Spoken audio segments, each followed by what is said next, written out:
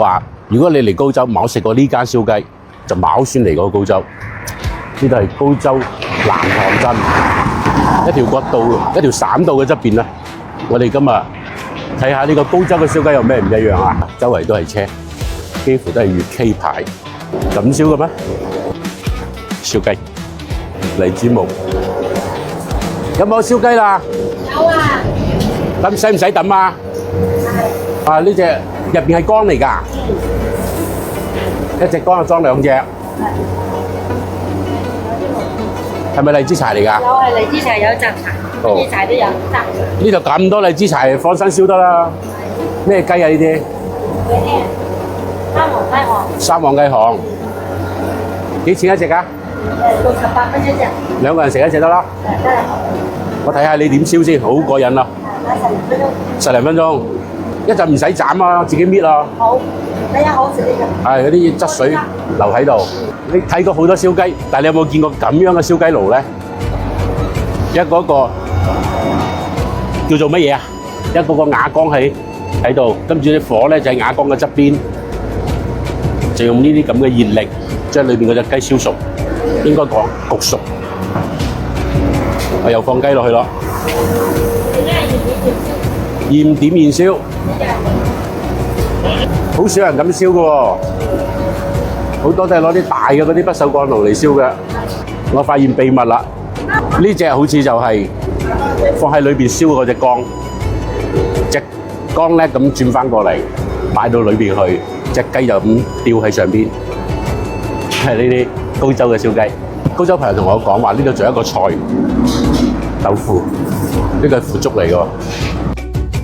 現場自己做嘅，上面嗰一層一挑起身嚟就係腐竹啦。啊，呢個燒好啦，差唔多。我見你來來回回要轉嚟轉去嘅喎。哦，隻火大細唔一樣。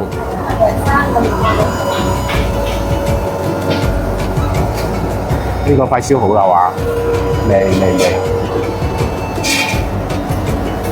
聞到就香啦，睇啲好唔好食。幫我點下菜得唔得？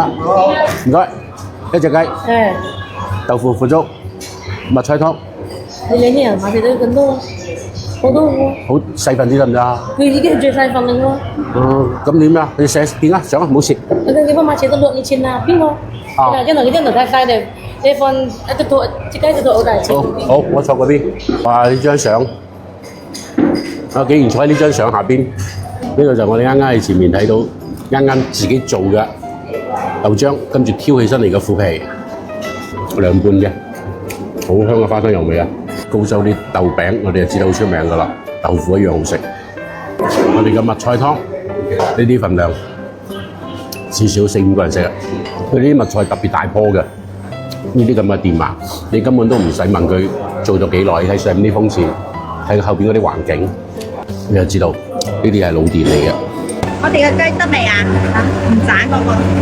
食得好快嚟，過咗幾分鐘就睇得到呢度。即點即燒，最後邊先係上隻雞。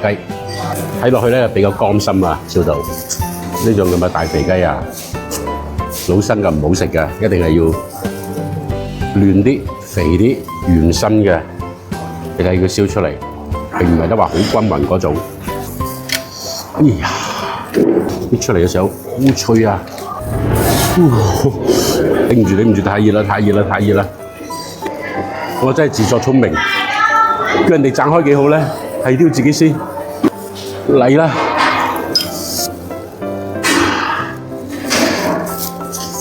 啊，雞肉好嫩，雞皮脆，啲肉咧啲味道已經入晒去啦，佢冇咩好多啲五香粉嘅調味。食起身嚟咧就係呢個鹽啦，啲咁嘅調料鹹香為主。哇！呢層雞皮正啊！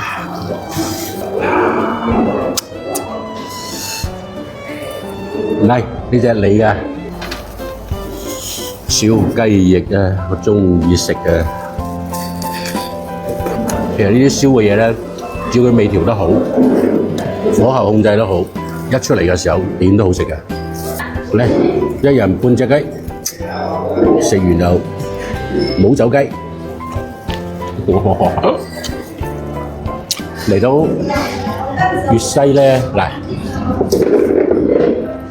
每間地方都有一支咁嘅嘢嘅，你只要中意就可以整翻單。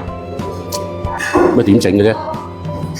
睇啲老牌飯店，人哋啲服務宗旨，放大俾大家睇下啲啊！